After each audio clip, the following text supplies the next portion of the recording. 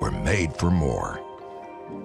Not more to do, but more to be. In the quiet, in the ordinary, in the rhythm of daily life, we become who we are. Step into the story. Rediscover your why. We're in the third week of our current message series looking at our lifelong project of growing in our faith. At Nativity, as we studied other healthy churches and reflected on our own spiritual journey, we came to identify the precise steps we discovered as the vital steps for growing in our faith. We actually wound up branding them steps. This particular articulation might be new to you, but it actually goes way back, all the way back to the Bible. STEPS is an acronym standing for serve in ministry or missions, tithe or give, engage in a small group, practice prayer and the sacraments, and share your faith. Each of the steps builds up both individual faith as well as the faith of the community, the faith of the parish. But the one which helps us do that most basically, most immediately, most fundamentally, actually is the first step: serve. Why? Because that's what Jesus did. Most basically, most immediately, most fundamentally, he served. He served others through his teaching and preaching. He served through healing people and feeding people. He served by spending time with children, with the elderly and the infirm. He served by developing and equipping the apostles to take over for him after he was gone. Ultimately, he served by laying down his life on the cross. So through this series, we're going to dig deep into the step of serving.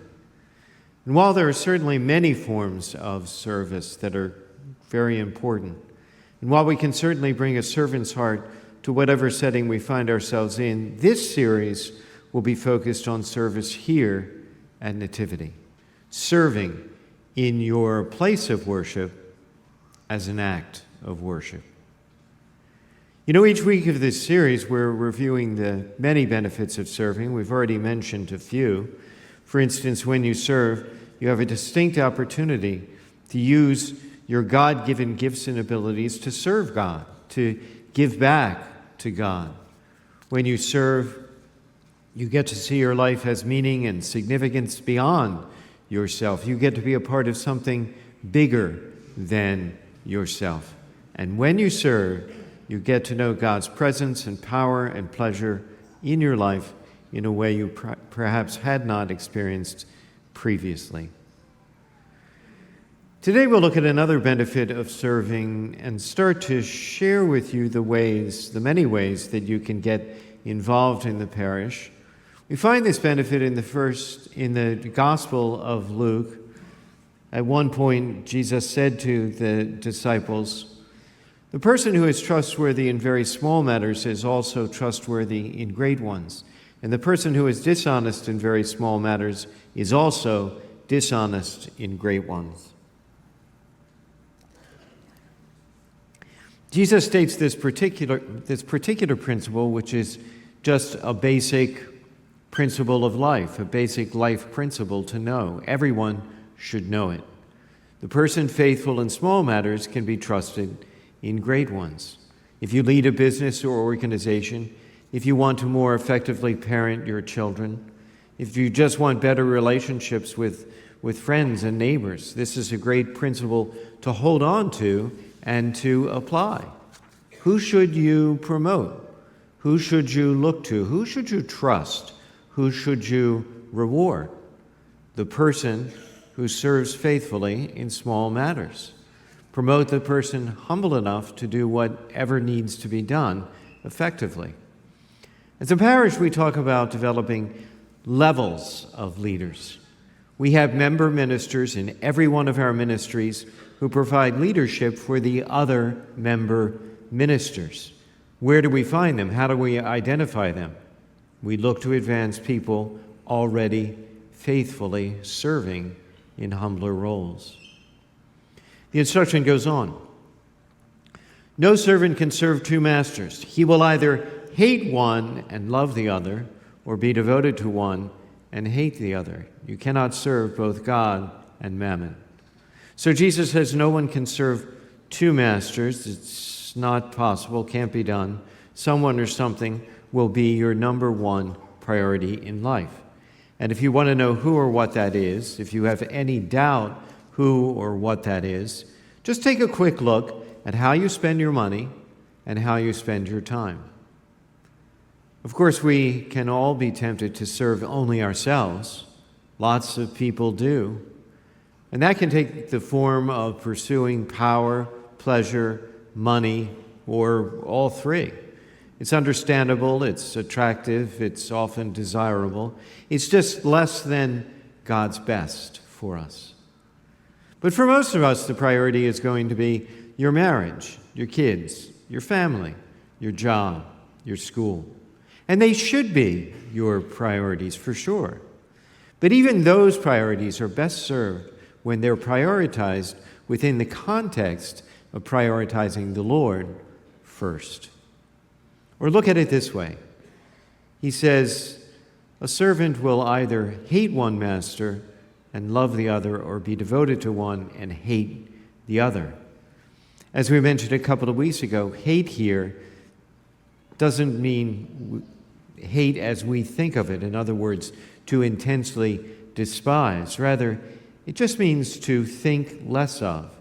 So when it comes to worshiping and serving the Lord, could it possibly be that we think less of Him than other things in our lives? And the answer is, of course we do. We all do, at least sometimes. And the antidote to less is more. The antidote to thinking less of is serving more. The way we can move towards making God a greater priority in our lives is by choosing to serve Him in serving one another. Because loving God and loving others go hand in hand. They cannot be separated. Every time you choose to serve, you help make God a greater priority in your life. Every time you choose to serve here at your parish, you make God a greater priority in your life. So if you haven't done so yet, may I ask you to begin to think about where God's calling you to serve. Begin to pray over the different areas and opportunities there are. There's lots of information on our website. Please check it out. But be sure and pick up a copy of our team card on your way out to help guide your reflection and prayer. And permit me to briefly outline what, broadly speaking, we're talking about. Hospitality ministers are the people who help you park your car, greet you at the front door, find you a seat in the sanctuary, or help serve in the cafes. This is the perfect ministry if you're a people person, if you love making others feel welcome and comfortable, or if the people you see here each weekend have made a difference in your weekend experience, and now you want to pay it forward to impact someone else's experience. Next up, we have Next Gen Ministry. This is a great place for you to serve if you have a heart for children or a talent for teens. All Stars is our nursery program, serving kids 6 weeks to 6 years old. Time Travelers is our children's liturgy of the word program right here at Mass for grades 1 through 4. In Next Generation, we also have opportunities to serve in our religious education small groups program. Quest is for grades 1 through 4.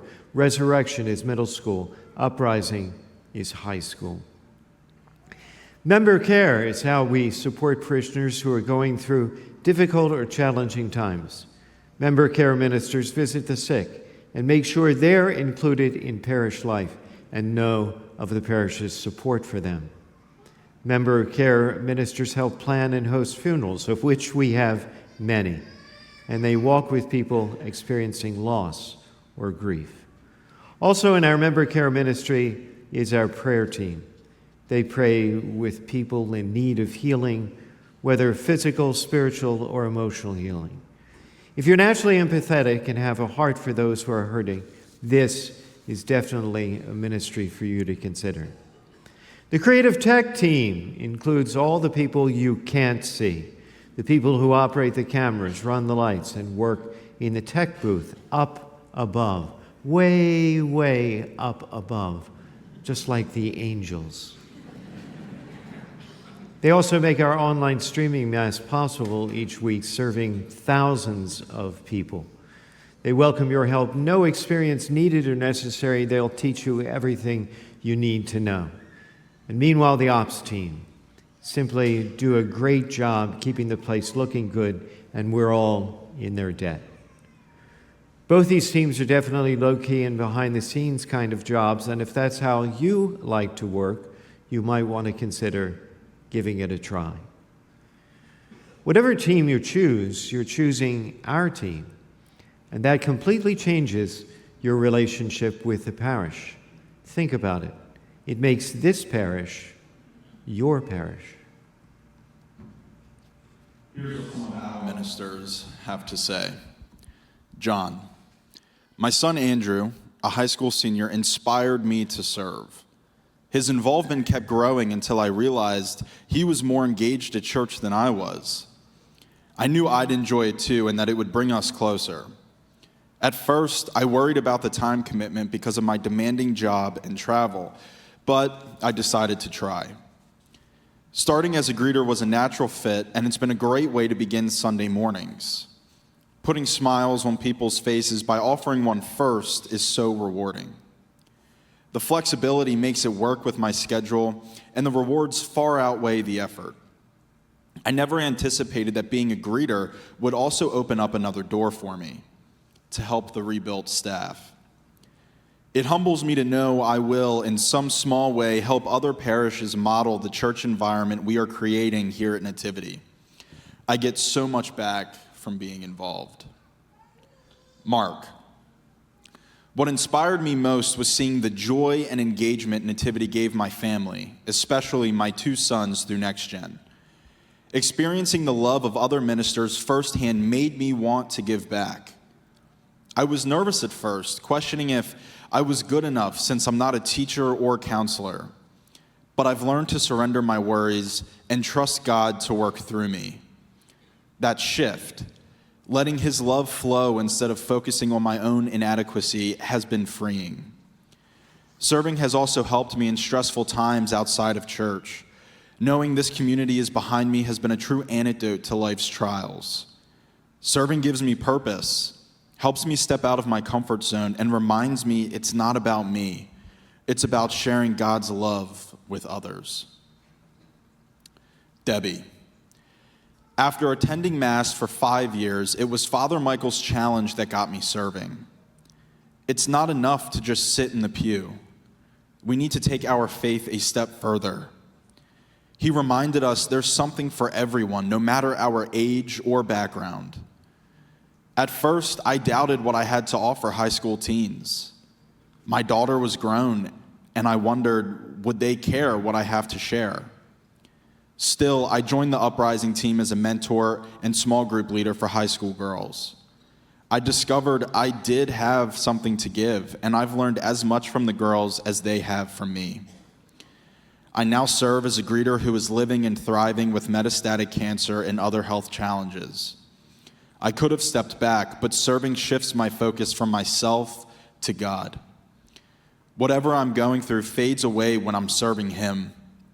My relationship with Jesus soars, and my gratitude overflows simply because I said yes.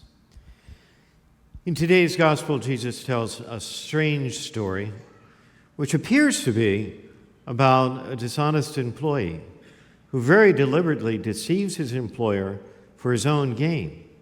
And at one level, that's exactly what this story is about.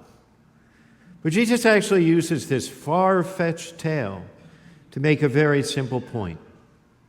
Be strategic.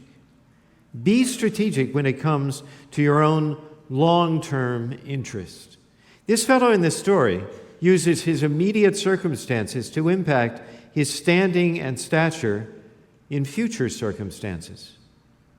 Anytime you serve God's kingdom, anytime you serve the poor, and anytime you serve here in the parish, you're actually building up treasure in heaven. In fact, Scripture tells us that the actual greeting we can expect to hear when we get to heaven is, "Well done, good and faithful servant."